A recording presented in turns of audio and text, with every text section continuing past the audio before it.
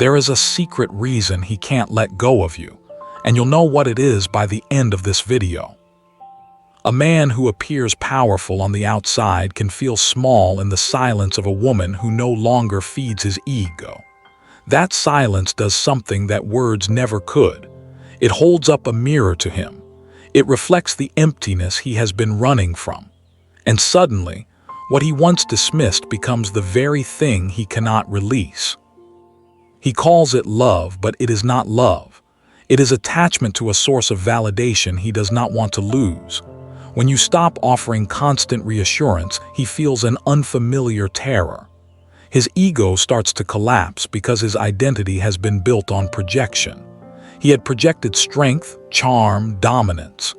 In truth, he carried a shadow of insecurity, abandonment, and fear of rejection. This is where the paradox begins. The more you release, the more he clings. The more you remain in your center, the more he spirals. His obsession grows not because you give him more, but because you have given him less. Silence becomes magnetic. He is drawn to the void because he cannot conquer it. Jung taught that the unconscious seeks completion. What is buried in a man rises when confronted by the archetype he cannot control. The sovereign feminine is that archetype. She is not merely a lover. She is the mirror that awakens his hidden truth. When she chooses silence, she forces him to sit with himself. He feels powerless because the game has changed. This is the forbidden secret of male psychology. Obsession is not born from abundance but from absence. A man addicted to control is destabilized when you do not react. He expects tears, arguments, pleas for attention, but you offer only silence.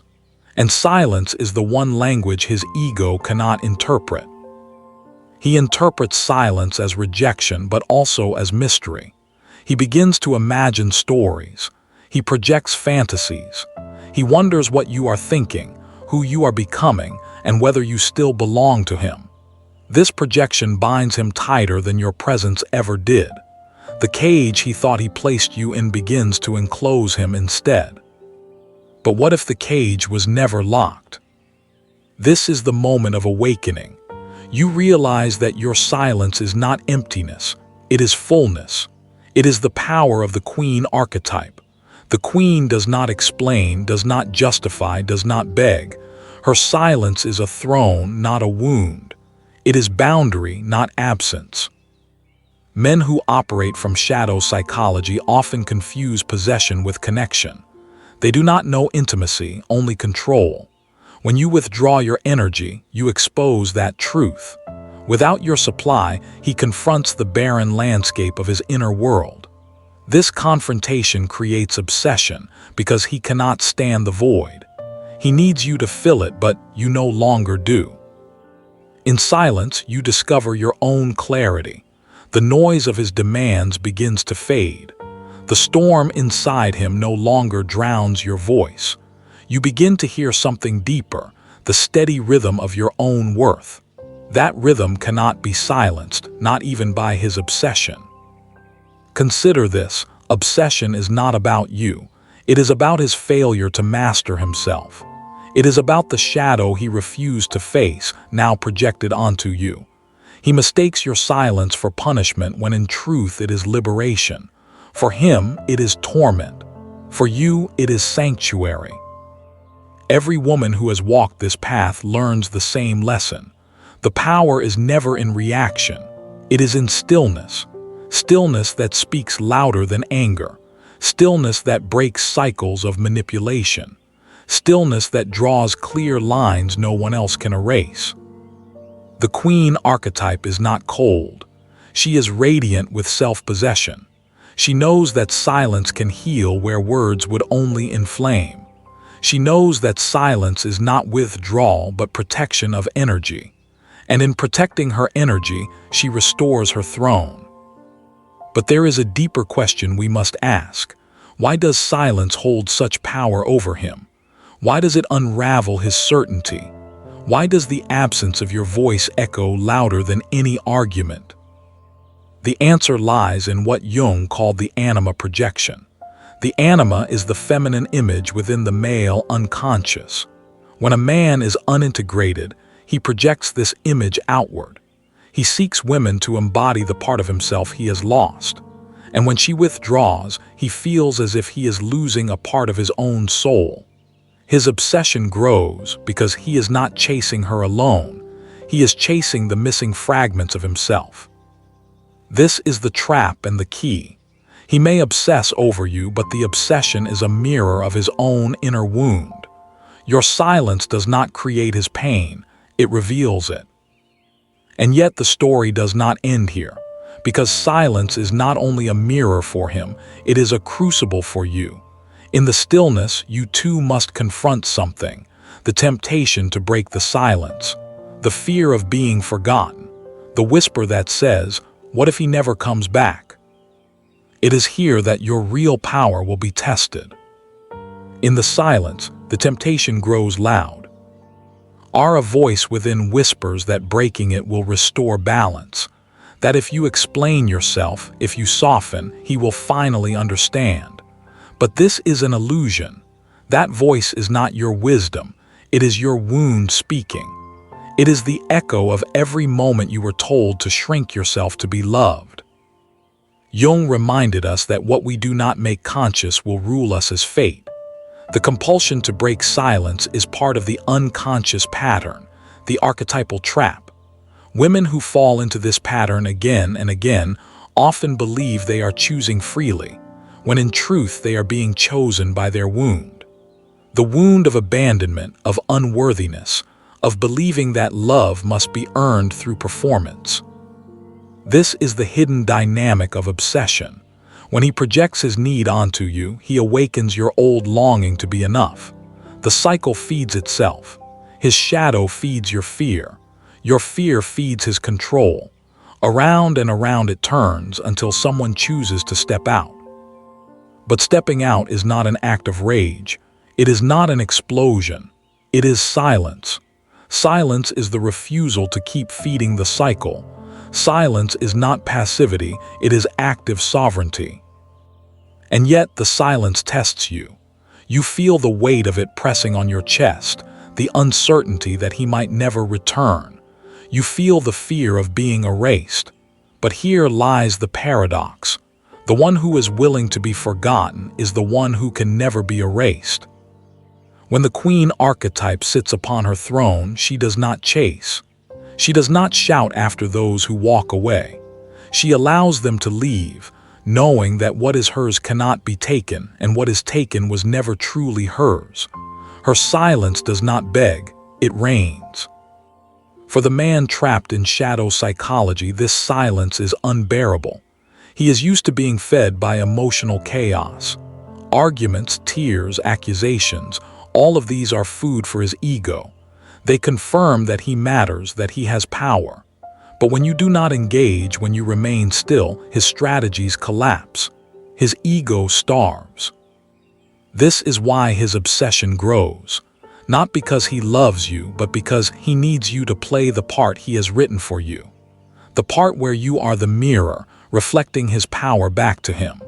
Without your reaction, his illusion of control begins to crack. Jung described the shadow as the part of the psyche that the ego refuses to see. When a man refuses his own shadow, he tries to cast it onto you. He says you are the one who is needy, manipulative, unstable. In truth, he is describing himself. But when you refuse to react, the projection returns to its source.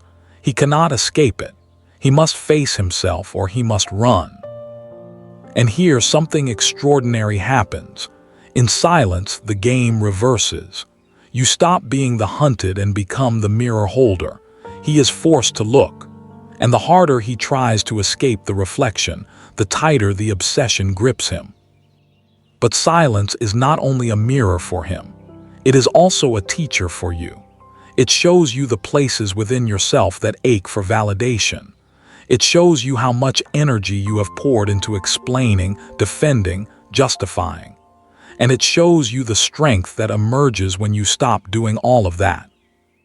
You begin to feel something different, a kind of peace that is not fragile, a kind of clarity that no argument could ever deliver. The silence becomes a space where you meet yourself again. Think of it this way: silence is the alchemical fire. It burns away the illusions, the projections, the roles you were forced to play. It purifies the bond, and what remains is truth. If he cannot stand in that truth, he will fall away. If he can, he will be transformed. But either way, you remain. And this is the secret of liberation. Obsession may grip him, but it cannot grip you unless you feed it. The silence is not just about him. It is about you choosing freedom over entrapment. Yet freedom has a cost. It asks you to endure discomfort, to resist the pull of old patterns. It asks you to sit in the unknown without trying to control it. And here is the sharp edge of the lesson. If you cannot sit with your own silence, you cannot expect him to. So ask yourself, who are you in the silence? Do you feel empty, or do you feel sovereign? Do you tremble with fear, or do you rise in quiet strength? The answer to that question shapes the entire path forward. Because silence is not the end, it is the threshold. Silence opens the threshold, but stepping through it requires courage. For many women, the hardest part is not holding silence, it is holding themselves within it. The man may begin to circle back, testing the boundaries you set. He may send messages filled with guilt, reminders of the past, or sudden promises of change. His obsession finds its way into words, gestures, and sometimes even threats. Each one is designed to break your stillness. But remember, obsession does not recognize truth. It recognizes only supply. He is not reaching for you, he is reaching for the version of you who once filled his emptines. The real you, the woman who has reclaimed her silence, is a stranger to him. Jung taught that projection is the psyche's attempt to evade responsibility. When he projects onto you, he is refusing his own work. He would rather believe that you are cruel, cold, unfeeling, than admit that his fear of abandonment is his own shadow. By standing in silence, you refuse to carry what is his. You hand it back without a word. This is the moment where the queen archetype deepens into the sentinel. The queen reigns in silence, but the sentinel guards the gates. She knows that obsession will try to return in disguise. She sees through the flattery, the sudden apologies, the grand declarations. She does not need to shout. She simply does not open the gate. It is here that obsession often sharpens into desperation. He feels the ground shifting beneath him. He begins to realize that the tools that once bound you, gaslighting, emotional manipulation, withdrawal, charm, no longer hold power. The collapse of these tools is the collapse of his ego, and ego collapse feels like death to him. But obsession is not love. Do not mistake his intensity for devotion. Love allows freedom, obsession cages it. Love grows in light, obsession hides in shadow. Love accepts silence, obsession is destroyed by it. And so he may rage, he may plead, he may even fall into silence himself, hoping to bait you into breaking yours. This is the labyrinth of shadow dynamics, but the woman who knows her worth will not wander inside. She does not need to prove, to chase, to explain. Her silence is not a tactic, it is her truth. This truth unsettles him more than any argument could, because deep within his unconscious, he recognizes what he has lost. He did not lose control over you. He lost the reflection of himself that you once carried. That reflection fed his ego. Without it, he must look into the raw mirror of his own emptiness. And here lies the hidden beauty of your silence. It does not only free you, it gives him a choice. He can either face his shadow and grow, or he can run from it and remain the same.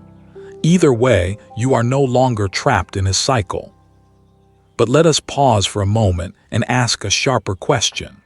Why do so many women fear this silence more than they fear his control? The answer is simple but devastating.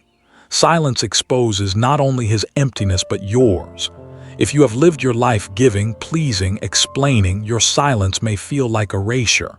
It may feel like nothingness. And nothingness is terrifying until you realize it is not empty but full. Full of space for your own voice. Full of time for your own healing. Full of clarity that cannot be found in noise. This is where the alchemy begins. The silence that once felt unbearable becomes sacred. It transforms from punishment into power. You begin to see that silence is not the absence of sound, but the presence of truth. The Stoics understood this. They taught that freedom lies not in controlling others, but in mastering oneself.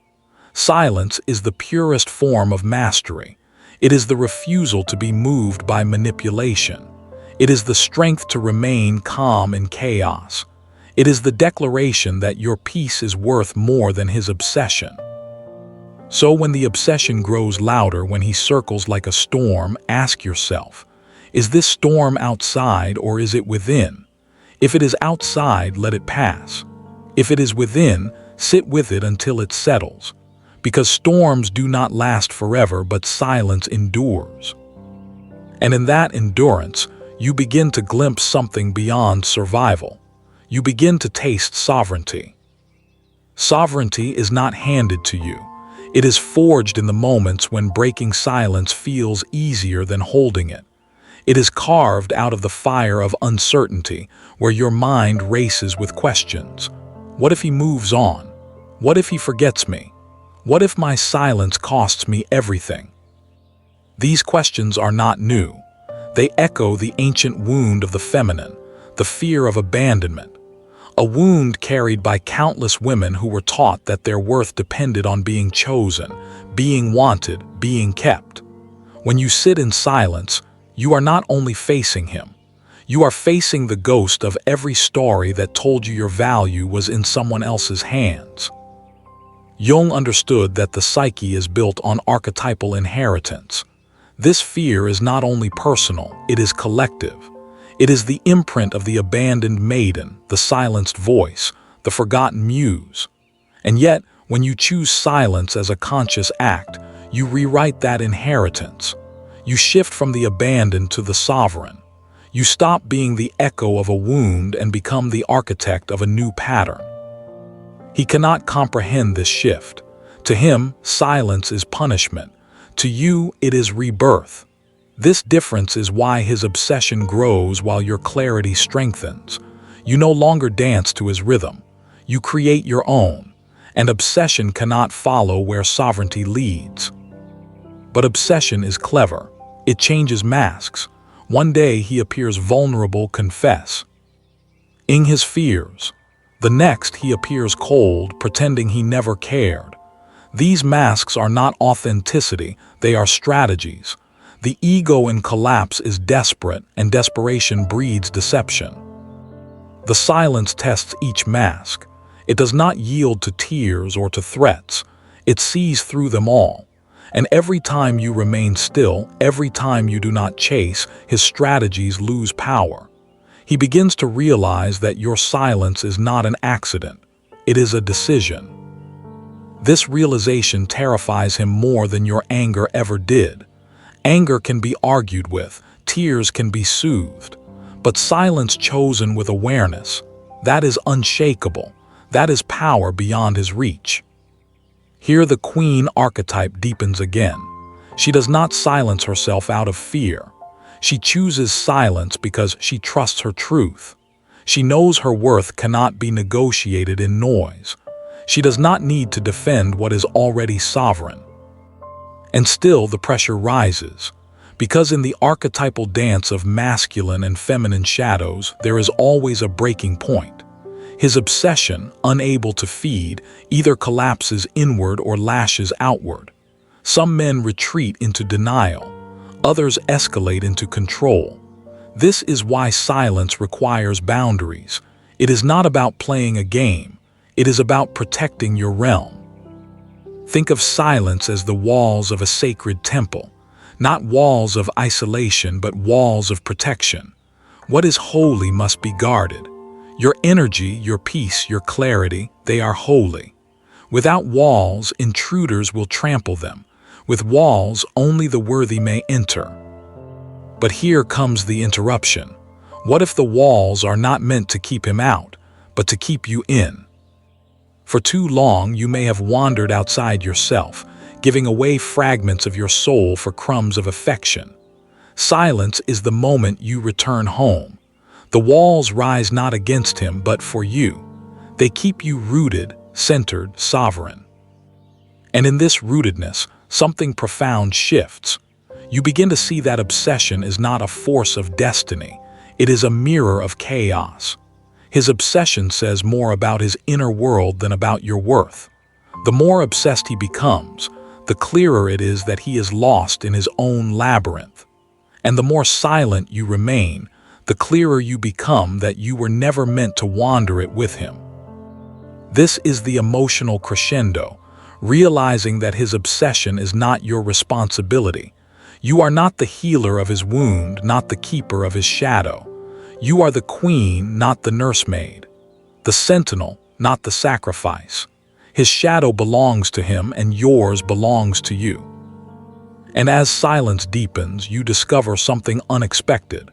The space that once felt heavy now feels expansive. The emptiness transforms into possibility. You realize that silence is not waiting, it is becoming. It is in this becoming that you begin to ascend. Becoming is not a single act. It is a slow unveiling, like dawn breaking after the longest night. Silence does not only strip away what is false, it makes room for what is true. And in that space, a woman begins to see herself clearly, not as a reflection in his eyes, but as the sovereign of her own inner kingdom. When his obsession grows, it is because he senses this shift. He feels the ground beneath him changing, but he does not yet understand why. He thinks your silence is a tactic, a way to punish or manipulate. He does not realize that silence is not about him at all. It is about you returning to yourself. Jung called this individuation, the process of becoming whole, of uniting shadow and light, of no longer outsourcing your worth. Silence is the crucible of individuation. In it, you confront your own fear of being unseen, and you discover that you were never invisible. You were simply hidden beneath noise. And here the archetype rises in full power. The queen who once sat in silence now stands. Her silence is no longer defensive, it is creative. She is not just holding back words. She is choosing which words are worthy to leave her lips. She is not just closing doors. She is deciding which doors to open. This transformation unsettles him even more than your silence, because obsession thrives on control, and a woman who has individuated is uncontrollable. She cannot be baited by chaos. She cannot be seduced by promises. She cannot be broken by abandonment. She has already faced abandonment in the silence, and she has risen from its sovereign. Consider the paradox. The silence that tormented him freed you. What he saw as rejection became your reclamation.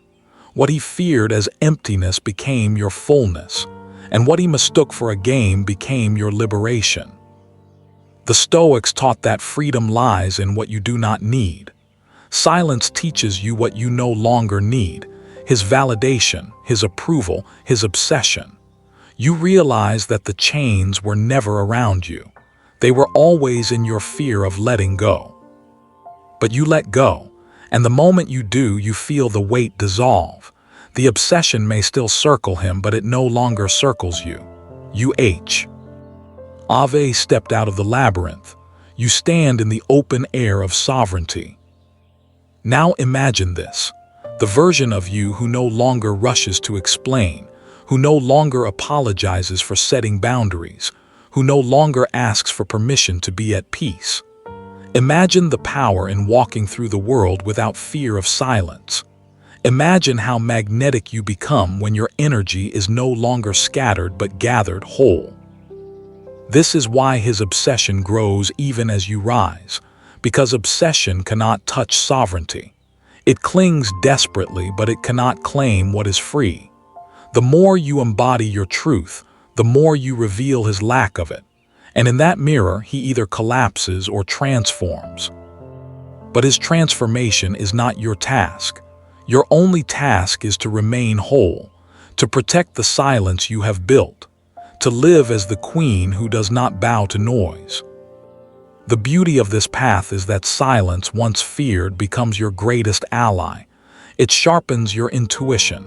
It restores your energy. It clears away illusions. And most of all, it teaches you that peace is not given by others. It is chosen by you. And so the story returns to its beginning. He cannot let go because your silence forces him to face himself. But you can let go because your silence has already returned you to yourself. The open loop closes here. The secret reason he cannot let go is not hidden in you, but in him. It is his shadow, his projection, his unclaimed anima. But the reason you are free is because you claimed yours. So stand in that freedom. Guard it like the temple it is. Speak only when your words honor it. Open only to what nourishes it. And walk forward knowing that obsession is a storm that cannot touch the mountain of your silence. If you found this video valuable, subscribe to the channel so you don't miss future lessons on the journey to emotional sovereignty. Share the moment you finally said enough and reclaimed your power in the comments below. The woman who sees the truth chooses her peace.